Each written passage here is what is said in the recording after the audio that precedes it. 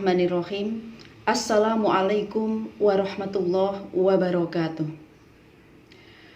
Innal hamdalillahi nahmaduhu wa nasta'inuhu wa nastaghfiruh wa na'udzu billahi min syururi anfusina wa min sayyiati a'malina may yahdihillahu fala mudhillalah wa may yudlilhu fala hadiyalah. Asyhadu an la ilaha illallah wahdahu la syarikalah wa asyhadu anna Muhammadan abduhu wa rasuluh la nabiyya ba'dah. Allahumma sholli ala nabiyyina Muhammad wa ala alihi wa ashabihi ajmain, amma ba'du. Saudaraku yang dirahmati Allah Subhanahu wa ta'ala, ikhlas adalah amalan hati. Ikhlas menjadi penentu dan pembeda sebuah amalan. Tanpa keikhlasan, amal tersebut akan ditolak. Maka ikhlas menjadi syarat diterimanya ibadah. Allah Subhanahu wa ta'ala berfirman, A'udzubillahi minasyaitonirrajim, wa ma umiru illa liya'budullaha mukhlishina lahuddin. Mereka tidak diperintahkan oleh Allah untuk beribadah melainkan dengan keikhlasan. Saudaraku yang dirahmati Allah Subhanahu wa ta'ala, ikhlas adalah ruhnya amal ibadah. Al-ikhlasu ruhul amal.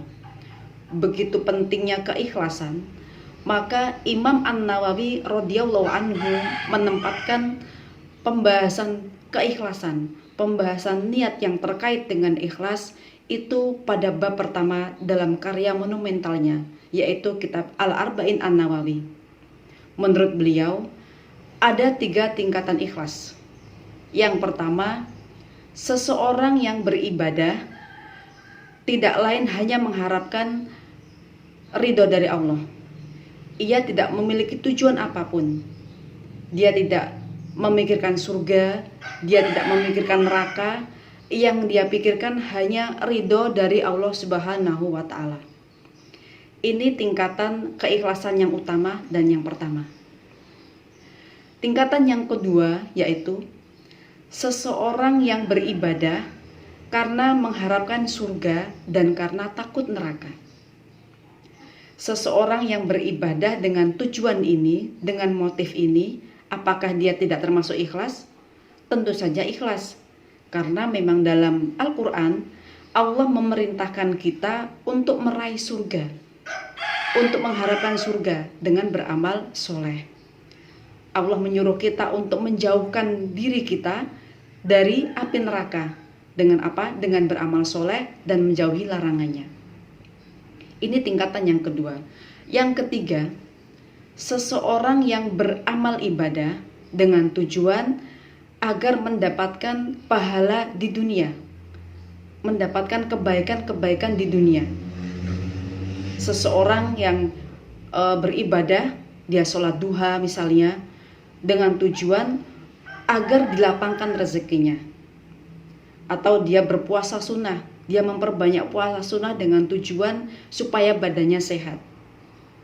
Dia memperbanyak sedekah dengan tujuan supaya bisnisnya lancar, supaya rezekinya tambah lancar dan sebagainya. Ia mengharapkan balasan-balasan kebaikan di dunia. Ia mengharap disegerakan balasannya di dunia. Ini juga masih termasuk dalam kategori ikhlas, namun ikhlas yang tingkatan paling rendah. Maka hendaknya seseorang muslim beribadah dengan tujuan jangan hanya semata ingin mendapatkan kebaikan di dunia, ingin disegerakan pahalanya di dunia. Kenapa? Ketika Allah sudah memberikan, sudah menyegerakan balasan-balasan itu di dunia, sudah memberikan pahala itu di dunia, maka nanti apa yang akan tersisa untuk di akhirat? Jangan-jangan tidak ada. Karena bagian itu sudah Allah berikan semuanya di dunia sesuai dengan apa yang dia tujukan, apa yang menjadi tujuannya. Innamal a'malu binniyat. Ketika niatnya hanya untuk itu, maka Allah segerakan balasannya di dunia dan dia tidak mendapatkan apa-apa nanti di akhirat. Ini yang perlu kita khawatirkan. Saudaraku yang dirahmati Allah Subhanahu wa ta'ala. Namun selain ketiga di atas, selain 3 motivasi ibadah di atas, ternyata ada juga seseorang yang beribadah dengan tujuan lain. Tujuan apa? tujuan dunia, yaitu dia beribadah hanya ingin mendapatkan ridhonya manusia, hanya ingin mendapatkan pujian dari manusia, hanya sebatas pencitraan saja. Dia perbanyak pemberian kepada manusia dengan tujuan supaya mendapatkan nama baik.